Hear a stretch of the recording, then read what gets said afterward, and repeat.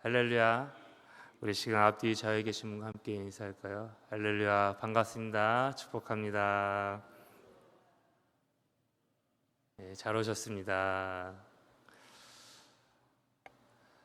오늘 말씀의 제목은 의롭다 함이라는 제목을 가지고 함께 말씀을 전하고자 합니다. 오늘 본문에서 바울은 게바 곧 베드로가 안디옥에 왔을 때 있었던 일을 소개하고 있습니다.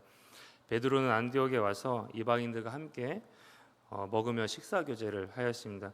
근데 고대에서는 이 식사 교제, 밥을 먹는다는 것이 그냥 지금처럼 밥을 먹는다 정도의 의미가 있는 것이 아니라 조금 더 깊은 의미를 가지고 있었습니다.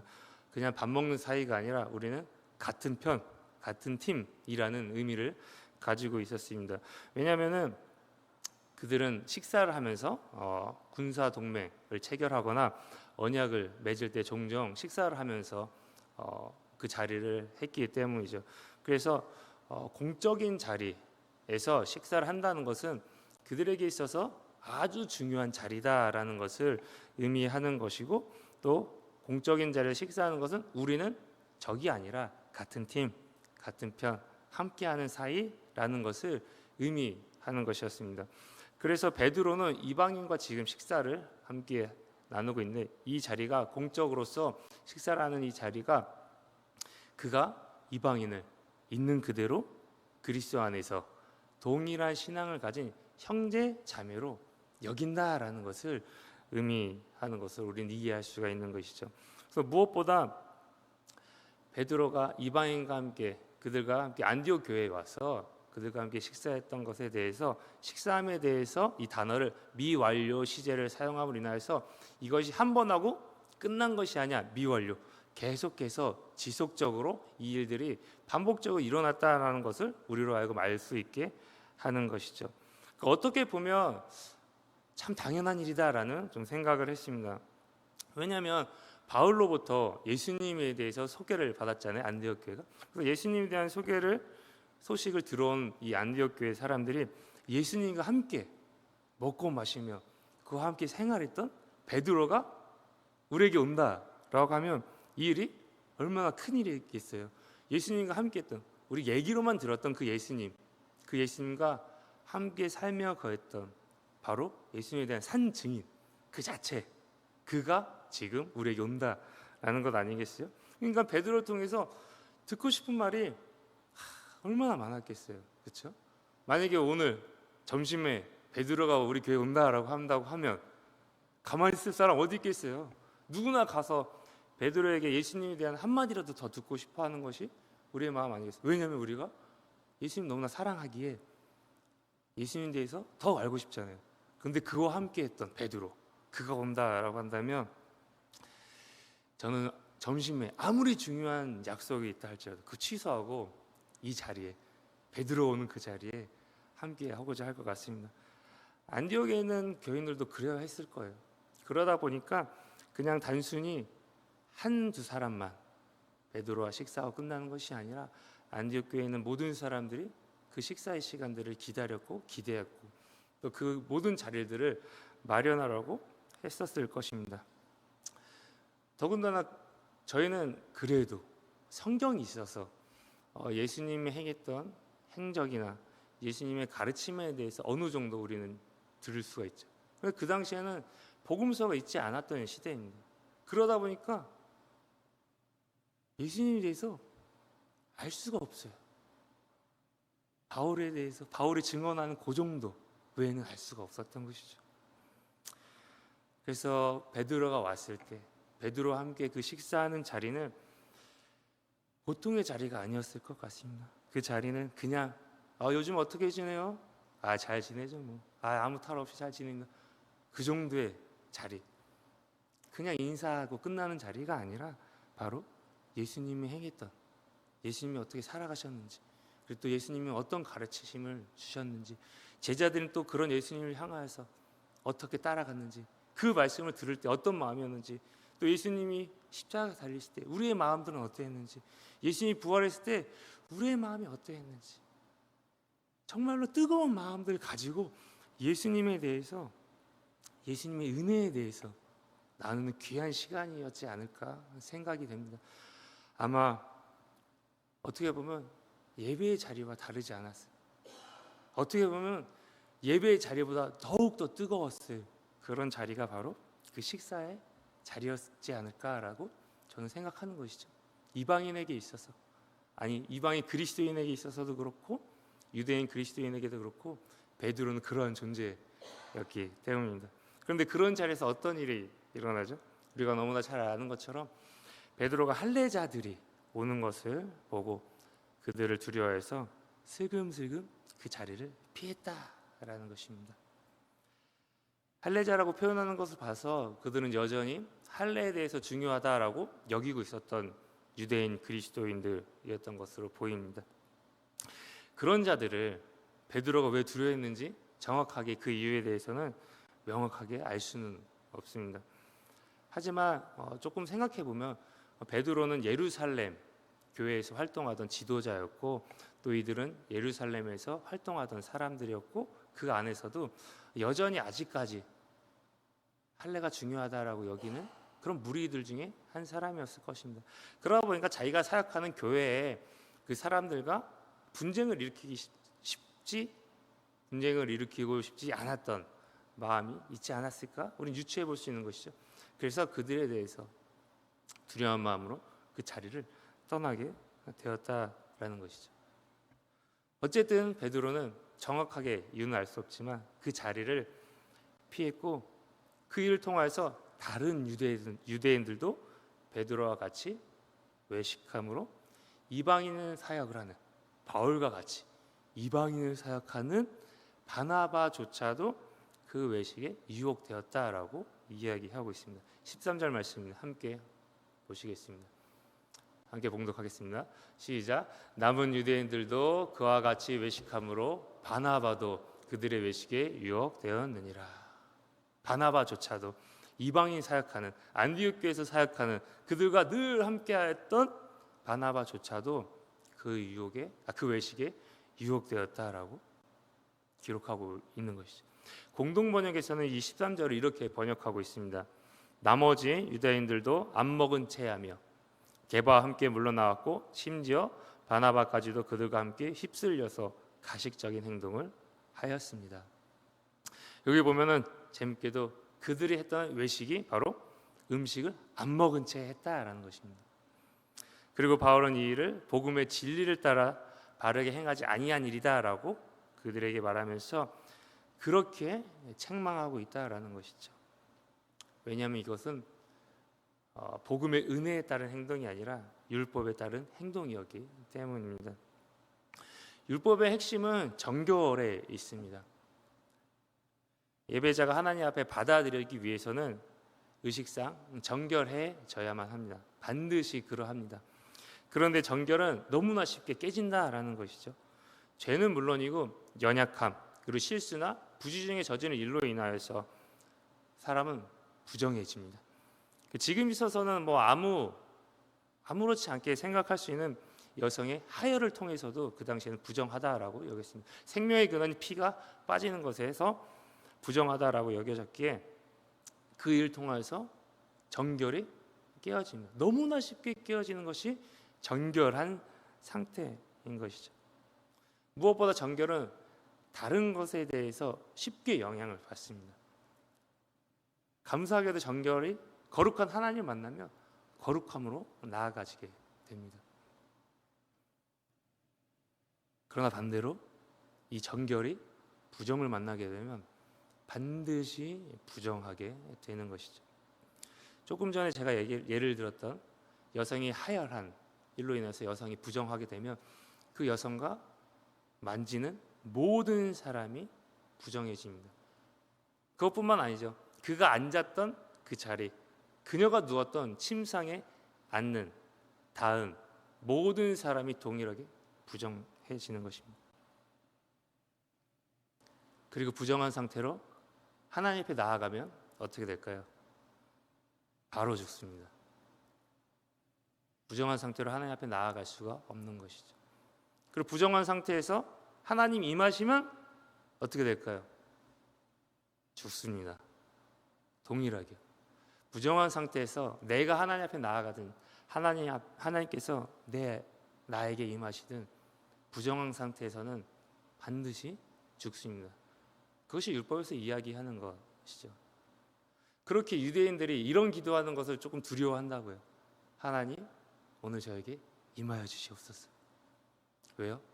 제가 지금 정결한 상태인지 부정한 상태인지 확신이 없기 때문에 그렇습니다.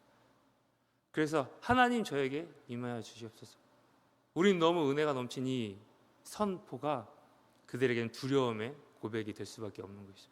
이것처럼 부정은 하나님 앞에 나아갈 수 없고, 이 부정은 반드시 정결한 상태로 되돌려져야지만 하나님 앞에 나아갈 수 있습니다. 죄에 대한 것에 대해서 하나님께서 반드시 제사를 지내라. 그러면 너희가 정결해진다라고 이야기하고, 이 죄와 상관없는 우리의 연약함이나 아까 이야기했던 부지 중에 실수, 또 다양하게 또 상황 가운데서, 환경 가운데서 자연스럽게 부정해지는 그런 일들에 대해서는, 연약함에 의해서 부정해지는 것에 대해서는 물로 씻고 격리를 통하여서 어느 정도 시간이 통하여서 그가 다시 깨끗해지는 그런 정결의 과정들을 겪게 됩니다. 그 과정을 통해서 이는 정결해지고 다시 하나님께 나아갈 수 있는 그런 상태로 회복되는 것이죠.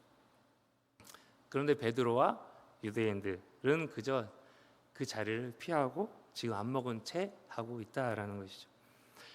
율법에 따르면 이미 이들은 어떻게 해요? 부정해졌습니다. 이방인과 함께 있으니까요. 그럼 어떻게 해야 되죠? 정결하기 위해서 율법에 따라서 또 동일하게 정결 예식을 치러야 됩니다. 그러나 그들은 그렇게 하지도 않았어요. 그저 부정하지 않은 척하고 있는 것입니다. 너무나 재미있는 것이죠. 그들이 행한 행동은 은혜에 대해서 외식하는 것뿐만 아니라 율법에 대해서도 이들은 동일하게 외식하고 있는 것이죠. 어느 쪽에서도 서지 않은 채 그들은 그저 그렇게 주먹구구식으로 행동하고 있었던 것입니다.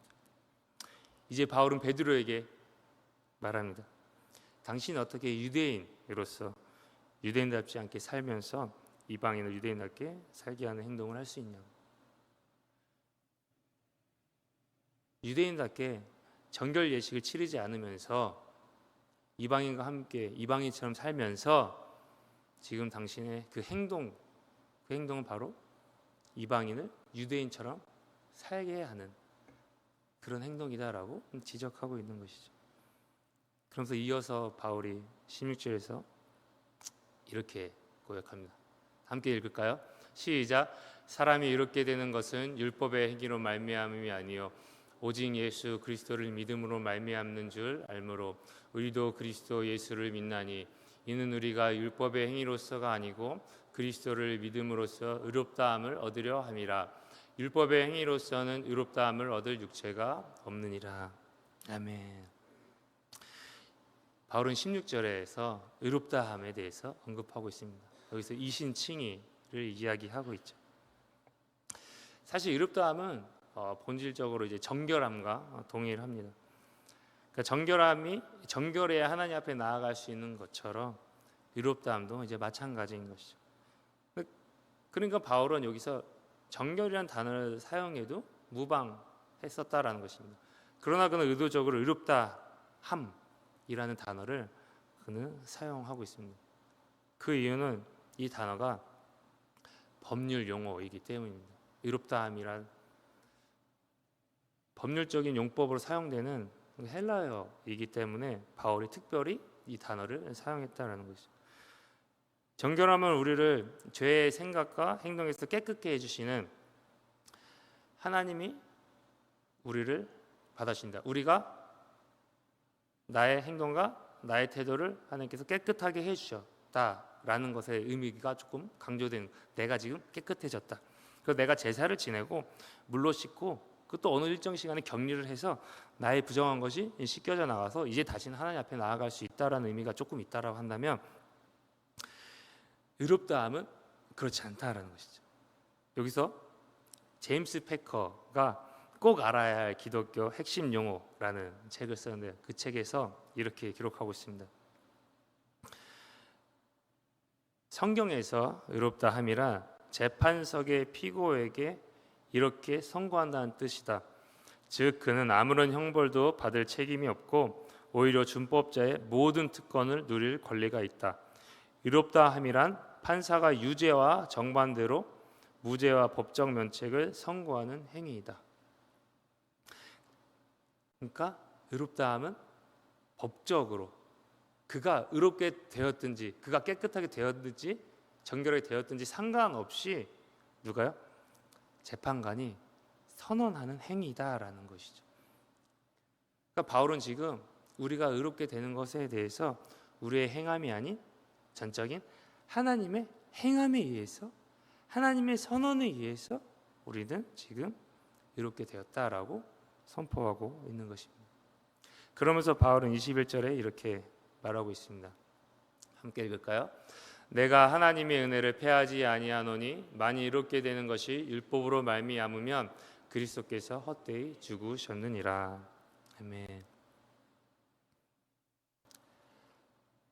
하나님께서 선언한 것이지 우리가 행한 것이 아니다라고 이야기하면서 그는 그리스도께서 이루신 일은 우리에게 있어서 전부이거나 아무것도 아니다라고 이야기하게 되는 것이죠. 하나님 은혜의 전부를 우리가 받아들이거나 아니면 우리의 거기에 우리의 공로, 나의 공로를 덧붙이게 되면 그것은 아무 쓸모가 없는 무의미한 것이 된다라고 그는 이야기하는 것이죠. 어떻게든 우리가 율법으로 인하여서 의롭다 하는 그 칭의를 얻는다면 그리스도의 죽음은 무의미하다라고 바울은 선포하고 있습니다. 그리고 이것에 대해서 팀 켈러는 이런 예화를 듭니다. 당신 집에 불이 나서 온 가족이 대피했는데 내가 당신을 얼마나 사랑하는지 보여주겠다며 집 안으로 뛰어든다고 상상해보라. 필시 당신은 목숨을 이렇게 비참하고 부질없게 낭비하다니라는 생각이 들 것이다. 이번에 불난 집에 당신의 자녀가 남아있는 상황에서 내가 똑같이 말하고 화염 속에 뛰어들어 아이를 구한 뒤 숨졌다고 상상해보라. 당신은 이 사람이 이렇게까지 우리를 사랑했구나라고 생각할 것이다. 우리 힘으로 구원할 수 있다면 그리스도의 죽음은 부질없고 무의미하다. 그러나 스스로 구원할 수 없음을 깨달으면 그리스도의 죽음은 우리에게 전부가 된다. 이제 우리는 그분이 주신 삶을 다 바쳐 그분을 기쁘게 섬길 것이다. 삶 전체를 복음에 합당하게 살아갈 것이다. 예수님께서 우리를 위하여서 죽으신 것이 이미 우리가 율법에 의해서 구원을 이뤘는데 그냥 십자가에 달려 죽은 것, 그거 그렇게 된다면 그리스도의 죽음은 어때요? 무의미한 거다라는 것이죠. 우리가 율법으로 구원받을 수 있는데 예수께서 십자가에 죽으심이 무슨 의미가 있겠냐라고 이야기하는 것이죠. 그렇지 않다. 우리의 영혼이 저 불타는 곳에 아직도 여전히 머물러 있는데 우리가 구원할 수 없는 그 상황 가운데 예수님이 오셨고 예수님이 그곳에 들어가셨고 우리 영혼을 구원하셨다라는 것이죠. 우리는 아무것도 할 수 있는 것이 없었고 그 상황 가운데서 예수님이 자신의 희생하심으로 인하여서 우리를 건지셨다. 중요한 핵심이 여기 있는 것이죠. 여러분 스스로 우리는 구원할 수 없음을 깨달으면 그리스도의 죽음이 우리에게 어떻게 다가오나요? 우리에게 전부가 된다라는 것입니다. 나의 의가 죽으면 그리스도의 죽음이 나에게 전부가 된다라고 말씀하시고 있는 것이죠. 우리의 구원이 오직 주님에게 있습니다라는 고백, 그 고백을 우리가 날마다 해야 되는 것입니다. 그리고 그리스도의 십자가가 우리의 전부가 되는 삶을 살아내시길 축복합니다. 우리 시간 함께 기도하실까요? 오늘 우리에게 말씀하신 것처럼 우리는 우리 스스로를 구원할 수 없습니다. 그렇게 우리는 예수님을 믿으며 예수님의 그 희생을 바라보며 우리는 이 자리에 서 있는 것입니다. 하나님의 그 놀라우신 그 십자가의 은혜를 우리는 안에 더 큰 은혜로 담아두기 위하여서 우리가 해야 될 것은 우리의 일을 죽이는 것입니다. 나의 행함을 자랑하지 않는 것이죠. 나의 행함은 그분의 은혜로 말미암아 나오는 감사의 표현인 것입니다. 그렇게 하나님, 오늘도 주님의 은혜를 붙들고 살아가는 저희가 되게 해달라고 우리 말씀 붙들고 기도했으면 좋겠습니다. 또한 가정과 교회의 부흥을 위해서 또 다음 세대가 주님의 복음 위에 굳건하게 해달라고, 우리 둔촌동 시대가 활짝 열리도록 보리원 아파트 1만 2천 세대가 전도되게 해달라고, 또 우리가 각자 가지고 마음의 소원과 기도 제목을 놓고 우리 시간 주의 이름 3번 간절히 부르고 함께 기도하시겠습니다. 주여